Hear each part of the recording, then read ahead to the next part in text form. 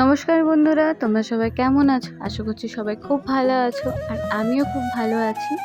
তো তোমাদের সাথে আমার একটা ছোট্ট ডেইলি ব্লগ শেয়ার করছি।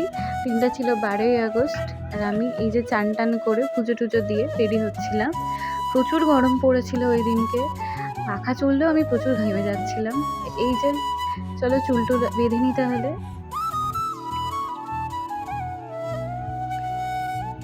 এই যে চুল টুল বেঁধে নিলাম। তো আমি যাচ্ছিলাম কৃষ্ণনগর, আমার পুরনো একটা কলেজ ফ্রেন্ডের বাড়িতে। অলরেডি আমি একটা ট্রেন মিস করেছি, তো এই ট্রেনটা মিস করা যাবে না, তাই তাড়াতাড়ি ঝটপট চলে গেছিলাম।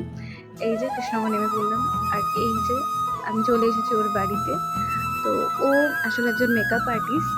ও অনেক দিন ধরেই আমাকে বলছিল যে ও আমার উপরে একটা লুক ক্রিয়েট করতে চায় রাধারানী। তো এই যে এখানে তাও মেকআপটা পুরো জাস্ট কমপ্লিট হয়েছিল, এবং গয়নাগাটি কিছুই ও পরায়নি, প্রপার সাজটা কমপ্লিট হয়নি। বাট সত্যি কথা বলতে কি, লুকটা খুব সুন্দরও ক্রিয়েট করেছিল আমার ওপরে।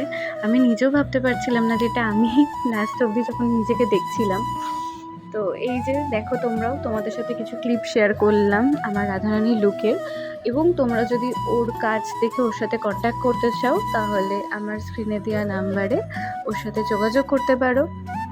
যদি আমার ভিডিও তোমাদের ভালো লেগে থাকে, তাহলে প্লিজ লাইক অ্যান্ড সাবস্ক্রাইব করে দিও আমার চ্যানেলটাকে। টাটা, গুড বাই, সবাই ভালো থাকবে।